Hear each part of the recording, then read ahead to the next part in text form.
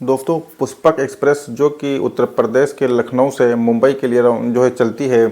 दोस्तों, वो जो है पुष्पक एक्सप्रेस जो है वो लखनऊ से मुंबई के लिए जब रवाना होती है तो यहाँ से चूँकि वो बन के निकलती है तो उसमें काफ़ी ज़्यादा सवारी और यात्री उसमें होते हैं। लेकिन जब वो मुंबई पहुँचने वाली होती है और मुंबई पहुँचने से एक स्टेशन पहले,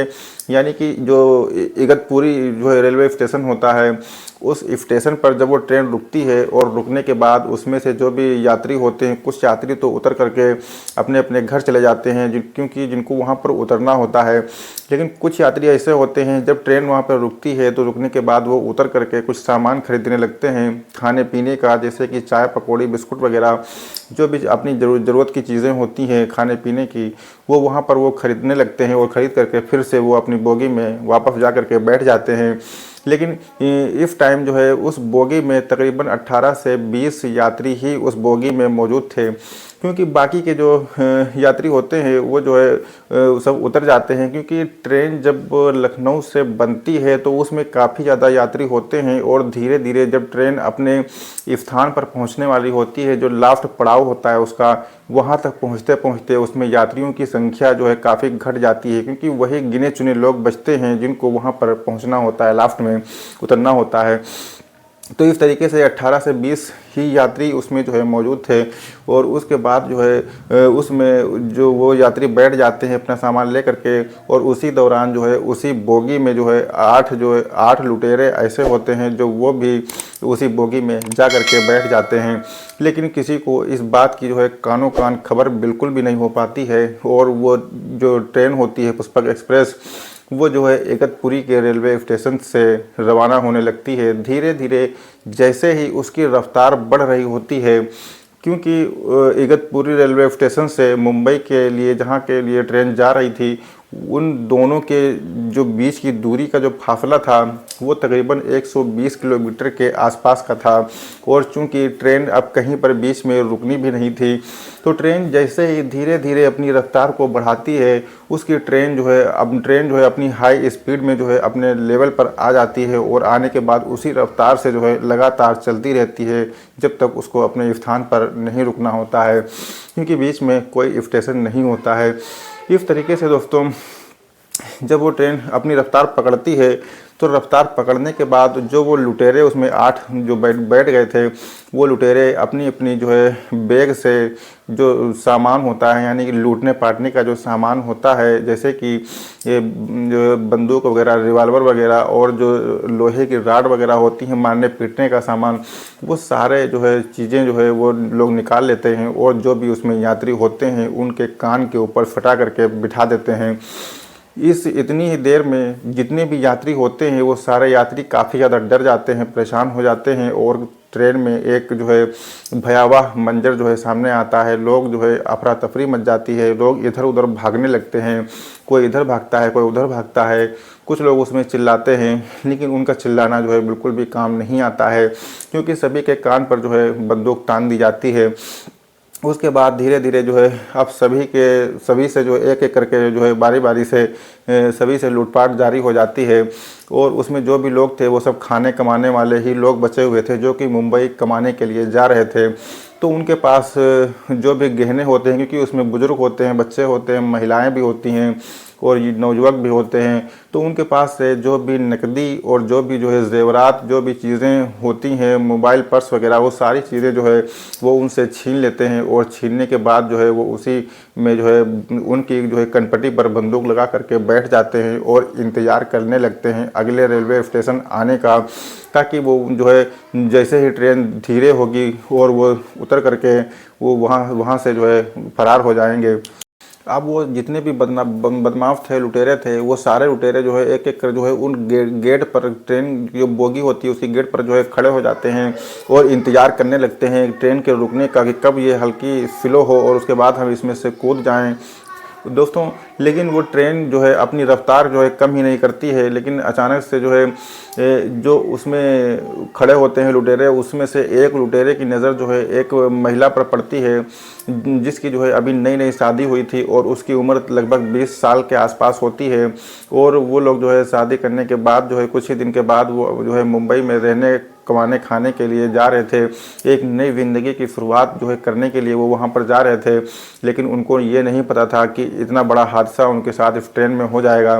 दोस्तों तभी जो है जिस लुटेरे की नज़र उस पर पड़ती है, उस लड़की पर, वो आने के बाद उससे छेड़छाड़ करता है और वो लड़की जब इस चीज़ का विरोध करती है तो उसको वो डांटता मारता फटकारता है।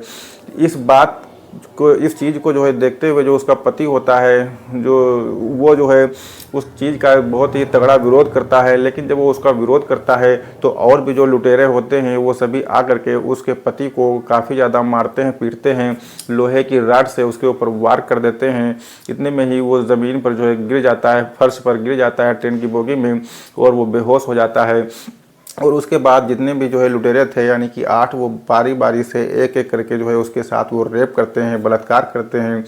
और उसके बाद जो है वो सब लोग जब सब ऐसा कर डालते हैं, उसके बाद वो ट्रेन की जो बोगी होती है उसके दरवाजे पर खड़े हो जाते हैं। तभी ऐसा लगता है कि ट्रेन की जो स्पीड है वो धीरे धीरे जो है कम होने लगी है। उसके बाद वो दरवाजे पर खड़े होकर के देखने लगते हैं कि शायद ट्रेन की स्पीड अब कम हो रही है, उसके बाद हम लोग जो है कूद जाएंगे। लेकिन तभी वो देखते हैं कि आगे जो है कुछ पटरियों पर जो है काम चल रहा है और उसमें जो है ये ट्रेन की रफ्तार जो है वो हल्की हो सकती है। अब उन लोगों को इस बात का जो है डर सताने लगता है कि कहीं ऐसा ना हो कि ये लोग अपनी आवाज़ को बुलंद करें और लोग जो है इनकी आवाज़ को सुन लें,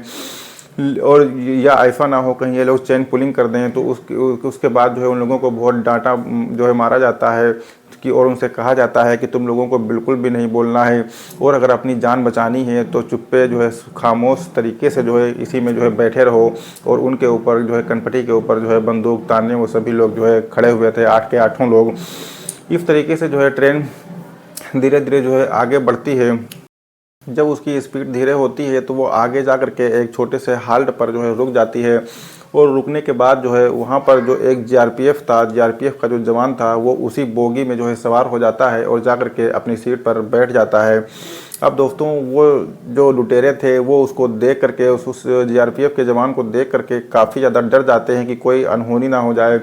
लेकिन दोस्तों वहाँ पर जो है कोई उस जीआरपीएफ के जवान को ये बताने की हिम्मत बिल्कुल भी नहीं जुटा पा रहा था कि आखिरकार हमारे साथ जो है क्या हुआ है। लेकिन इतने में ही एक जो लड़का होता है जिसका नाम सौरभ यादव होता है, वो हिम्मत जुटा करके जो है अपनी बात कहता है और उसके जो है जीआरपीएफ के जो जवान होता है उसके पैरों पर जो है गिर जाता है और चिल्लाने लगता है और कहता है सर हमें बचा लीजिए, जो है बहुत बड़ा कांड हो गया है हमारे साथ। दोस्तों इसी दौरान जो है ये बात सुन करके जो भी लुटेरे होते हैं वो ट्रेन से उस बोगी से जो है इधर उधर भागने लगते हैं। इधर उधर जो भागते हैं तो वो जब जीआरपीएफ का जवान जब उन लोगों को देखता है इधर उधर भागते हुए तो वो सोचता है कि आखिर क्या बात है। तभी जो है सौरभ यादव वो पूरी बात जीआरपीएफ को बताता है कि इन लोगों ने हम लोगों को लूटा है और इस लड़की का जो है बलात्कार किया है, रेप किया है। उसके बाद जब जीआरपीएफ की नज़र उस लड़की पर पड़ती है तो वो बेहोश अवस्था में, बड़ा सन्न अवस्था में वो उसी फर्श पर लेटी हुई थी। उसके बाद जो है उसको देखने के बाद तुरंत जो है वो जीआरपीएफ का जवान जो है उन लुटेरों को के पीछे जो है दौड़ने लगता है। उन दौड़ते दौड़ते दोस्तों जो 4 लोग होते हैं वो तो किसी तरीके से जो है फरार हो जाते हैं, फरार होने में वो कामयाब हो जाते हैं। लेकिन जो 4 लोग होते हैं वो पकड़ में आ जाते हैं और उनको जो है पकड़ करके जब अगले स्टेशन पर यानी कि मुंबई में जब ट्रेन रुकती है उसके बाद वो जीआरपीएफ का जवान उनको जो है पुलिस स्टेशन ले करके जाता है और जेल में डाल देता है। फिर उनसे जो है पूछताछ की जाती है।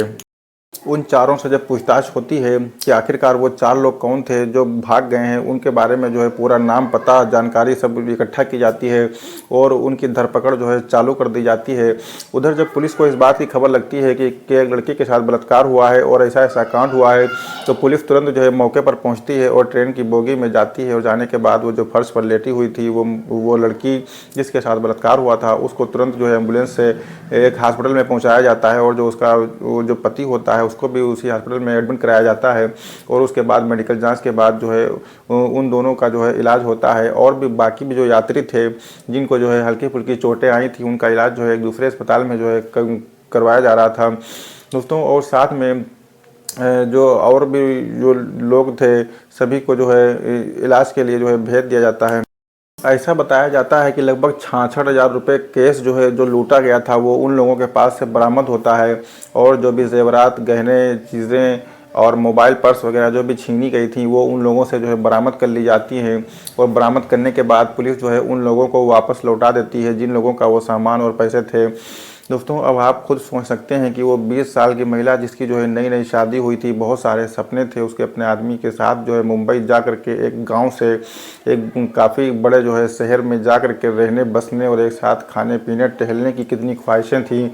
और इन तमन्नाओं को लेकर के वो अपने आदमी के साथ में मुंबई जा रही थी। लेकिन उसकी साथ में जो है इतनी बड़ी जो है घटना हो जाती है, शायद ही वो ज़िंदगी में कभी इस चीज़ को भूल पाए। मुझे तो लगता है कि इस चीज़ को वो अपनी पूरी ज़िंदगी में जो है कभी भी नहीं भूल पाया कि उसके साथ में 8 दरिंदों ने किस तरीके से जो है हैवानियत दिखाई थी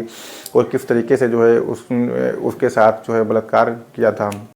अगर उस सौरभ यादव ने इतनी हिम्मत ना दिखाई होती तो शायद सभी के सभी लोग जो है उस जाल में फंसे रहते और